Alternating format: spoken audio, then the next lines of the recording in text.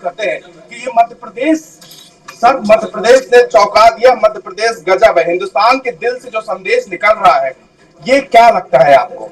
बिल्कुल विनीत, मुझे लगता है कि जो मध्य प्रदेश के जो नतीजे आए हैं उससे एक बात बिल्कुल साबित हो गई है कि शिवराज का जो जादू है बिल्कुल चल गया है। खासकर उनकी बहनाओं के लिए उन्होंने जो सारी सौगातें दी हैं और जो ऐतिहासिक वोट रिकॉर्ड दर्ज किया गया था, अभी तक मध्य प्रदेश के इतिहास में 76 के आसपास % जो वोट दर्ज किया गया वो अब तक का सबसे ज्यादा था। और जो महिलाएं जो बाहर निकली वो खासकर शिवराज के लिए वोट करने के लिए निकली, अब ये साबित होता जा रहा है। और इतना मतलब जबरदस्त वोट दिया है शिवराज के लिए महिलाओं ने कि वो एक बार फिर से वो सत्ता में आ गए हैं। और ये कह सकते हैं कि लाडली बहनाओं ने अपने भैया के लिए जम के प्यार लुटाया है। दूसरी बात ये कि शिवराज ही एकमात्र ऐसा चेहरा है जो अब साबित हो गया है कि शिवराज के अलावा कोई भी मुख्यमंत्री के चेहरे के तौर पे किसी की दावेदारी अब नहीं बनने वाली। उधर न नरेंद्र सिंह तोमर रहेंगे, न प्रहलाद सिंह पटेल रहेंगे।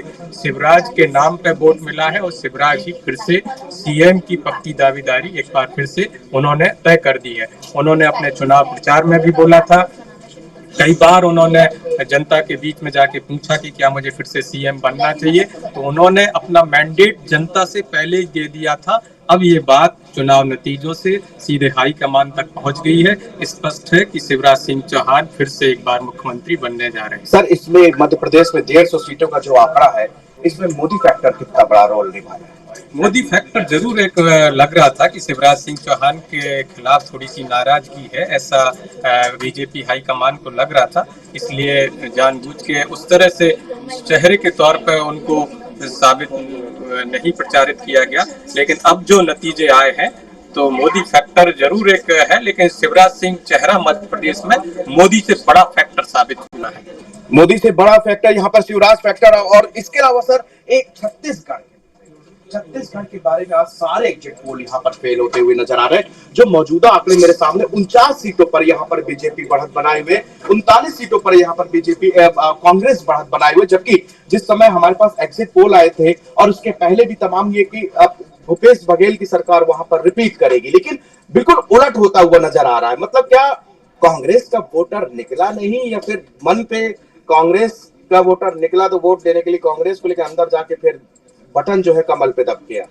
हाँ बिल्कुल, कांटे की टक्कर अभी भी नजर आ रही है। थोड़ा सा हमें नतीजों के लिए अभी और इंतजार करना चाहिए छत्तीसगढ़ के लिए। लेकिन जो भी नतीजे आए हैं, इस तरह के नतीजों की बिल्कुल कांग्रेस को आशा नहीं थी, क्योंकि एकमात्र ऐसा राज्य जो लग रहा था कि उधर फिर से रिपीट करेगी सरकार। लेकिन ये बात कांग्रेस को सीखने के लिए बहुत जरूरी है कि कांग्रेस को दरअसल ये पूरे उनके मैकेनिज्म, उनकी जो मशीनरी है, उनको ये जानना जरूरी है कि ना तो वो चुनाव लड़ पाते हैं, ना चुनाव डिफेंड कर पाते हैं।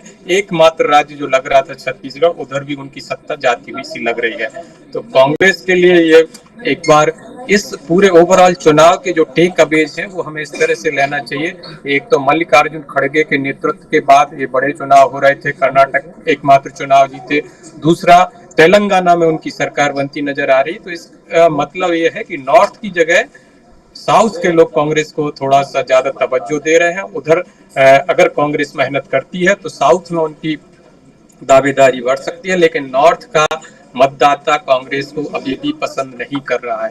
ये बात एकदम स्पष्ट हो गई। तो लोकसभा चुनाव में भी ये बिल्कुल आंकड़े रिफ्लेक्ट करेंगे और कांग्रेस को एक बार फिर से उनकी चुनावी रणनीति के लिए सोचने के लिए मजबूर करेंगे कि आगे उनको लोकसभा चुनाव में किस तरह जाना चाहिए।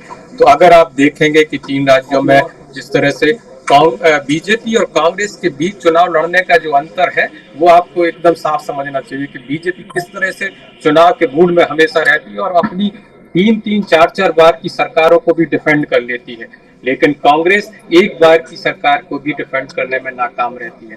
तो ये बड़े सवाल हैं जो कांग्रेस को एक बार फिर से सोचने।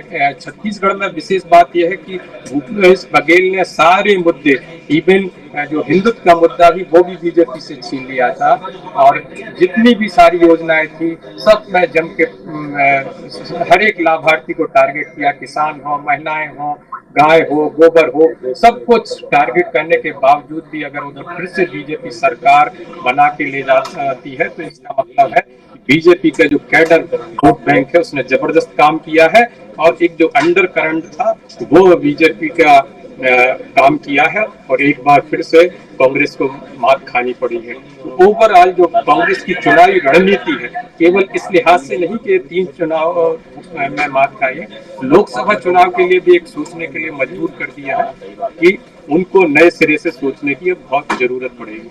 नए सिरे से सोचने के, आत्म मंथन करने की जरूरत कांग्रेस के लिए, क्योंकि छत्तीसगढ़ ने हिलाकर रख दिया। छत्तीसगढ़ के नतीजे